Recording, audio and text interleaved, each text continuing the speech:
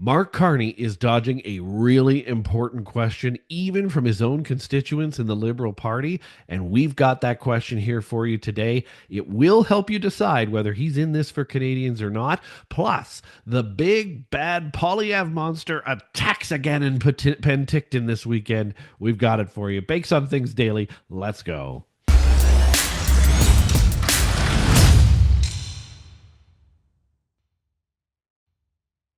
Welcome back to Bakes on Things Daily. It's another week in the election, and we've got a big one for you today. A question that even liberals are asking of Mark Carney, but he won't answer it, and we need to understand why. So that's the big topic today, as well as we're taking a look at the big bad Penticton Pierre Poilievre monster. Liberals, get your claws out because you won't believe how scary he was over the weekend. We'll take a look at some of that footage toward the end of this episode. But first, we are talking about Mark Carney and the question he won't answer. And my fellow Canadians, today, that's the topic. The man who wants to be your prime minister. But the question is Mark Carney truly committed to Canada? Or is this just another notch on his global resume? He's out there wanting your votes. We've got to talk about these questions and get these answers. This is the most important part of the election, the most important time in the election. These questions need to be answered. Now, look, let's start with the facts. I'm going to give this to you, liberals. I'm going to give it to you. Okay. Mark Carney does have an illustrious career in international finance. He absolutely does. He was governor of the Bank of Canada. He was governor of the Bank of England. And he was a top executive at Brookfield Asset Management and other places in the financial management world. Okay. But that doesn't necessarily mean he's the best solution for our prime minister. In fact, I'm thinking that it means less and less that he's a good solution for prime minister. His ties to international finance are deep, and his globalist perspective is highly, highly evident. But here's the real concern. Is that ambition to serve Canadians, or is that ambition to further his own global stature? I think you're going to find when he won't answer this question, it's the latter. But we're going to start with what I call the Nepean question.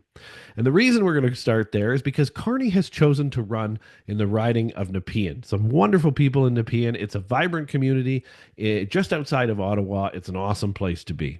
But let's be real. Does anyone believe that he's been rooted there in any way?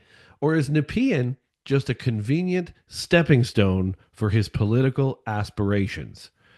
Nepean is a beautiful spot, but the constituents deserve, just like anywhere else in this country, to be represented by someone in government. Now, I think what you'll find is if Mark Carney were to become prime minister, Nepean would forgive him for not looking out just for Nepean. However, what if he doesn't? See, the constituents of Nepean deserve that representative who's dedicated to their needs, not someone who's using them as a means to an end. And I know from talking to a couple of people in that area, they really do feel like they're being used as a means to an end. And frankly, they're probably right. Because does Mark Carney have any commitment to leading the opposition if he loses? Let's entertain a scenario here. What if Mark Carney loses the election? Have we heard what his plans are? Will he stick around as leader of the opposition? That's the question all liberals, all mainstream media should be asking. Because he can still fight for Canadians day in and day out, can't he, in leader of the opposition? Or will he treat that and retreat to the lucrative world of international finance, perhaps even back to Brookfield Asset Management? That's my guess, considering that Brookfield Asset Management just bought a $9 billion pipeline in the United States of America. Yeah, that's right. Speaking of Brookfield, on April 4th, before we signed off for the weekend, they acquired the Colonial Pipeline in the U.S. for a whopping $9 billion. Now, there's a reason this is important. This pipeline runs from Texas to New Jersey, and it solidifies Brookfield's dominance in energy infrastructure. Okay, it's a huge, huge purchase.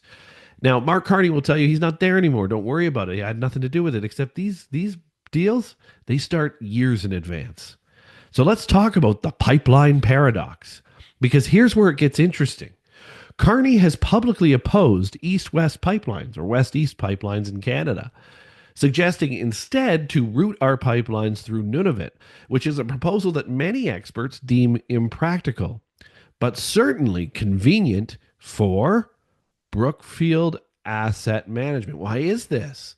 Because in the United States, the Colonial Pipeline runs west to east from Texas to New Jersey. So think about it. With Brookfield's new acquisition of the Colonial Pipeline, again, running west to east and being based in the U.S., could it be that Carney's stance conveniently benefits his former employer?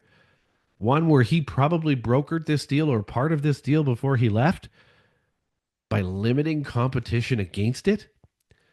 Smells like the maple syrup's gone sour, doesn't it? And let's turn to Barbara Bal for a second. Barbara Bal is a true patriot. If you contrast all of this with Mark Carney, with Barbara Bal, the conservative candidate for Nepean, she is a military veteran and a dedicated public servant. Barbara has put her entire life in front of the country. She's put her life on the line for this country. Her commitment to Canada and to the people in Nepean is completely unwavering. Just go to her website, barbarabal.ca, and read about Barbara. The people, the constituents in Nepean, they deserve somebody who's especially going to take care of them, right?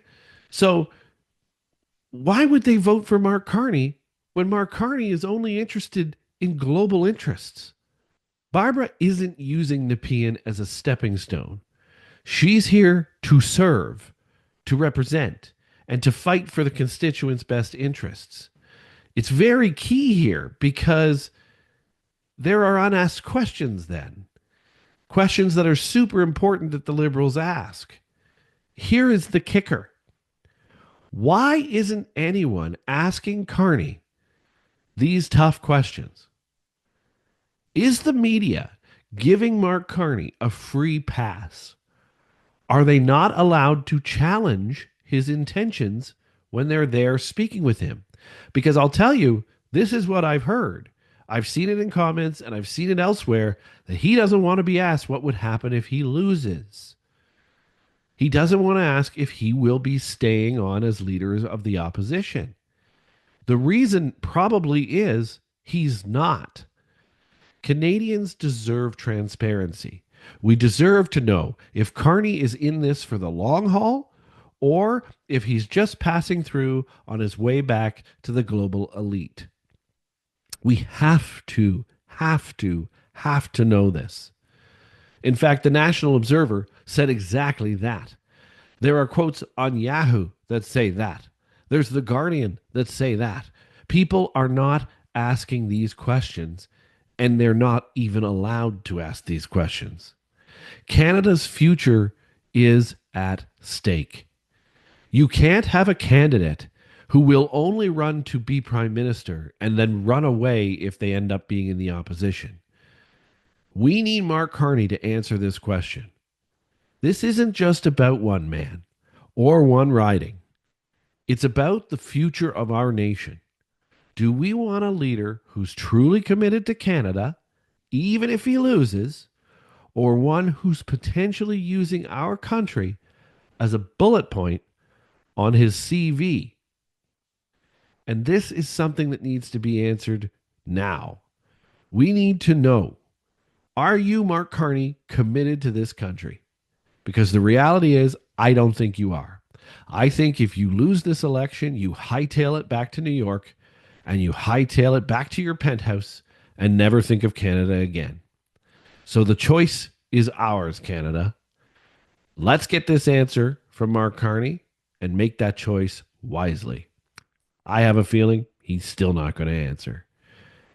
Now, the other thing I wanted to show you today was the big bad Pierre Poilievre monster. I'm going to finish off this episode with this video, which was very heartwarming at his Penticton. There we go. I'll get it right at some point. It's Monday. What do you want? Penticton rally over the weekend, and just a very sweet moment. And, you know, he's a big, scary Trump 2.0, apparently. he's starting to really prove over and over and over again the Liberals are completely full of it. Watch. Thanks for watching, and we'll catch you again tomorrow. You like that? Look at this little girl. Who is this little girl? What's your name? What's your name? Avery. And what brought you here today, Avery? To help the country. To help.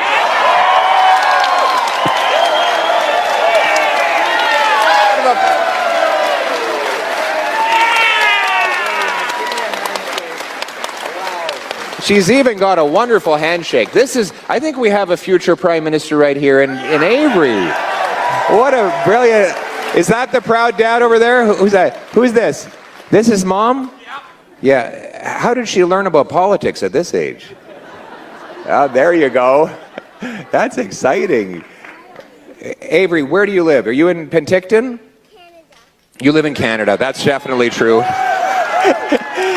Good girl. And you're proud to be Canadian? Tell everyone you're proud to be a Canadian.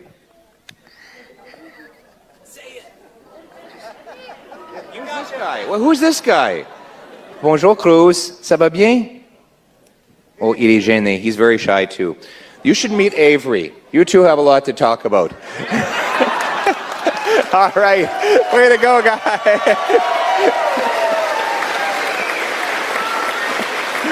Wow. That's the future right there, everybody. That's what we're fighting for. Wow. That's great. That's exciting. What an exciting future we have for these kids. We're going to be building things in this country. We're going to give them an incredible future. We're going to show them that this is a nation of boundless opportunity.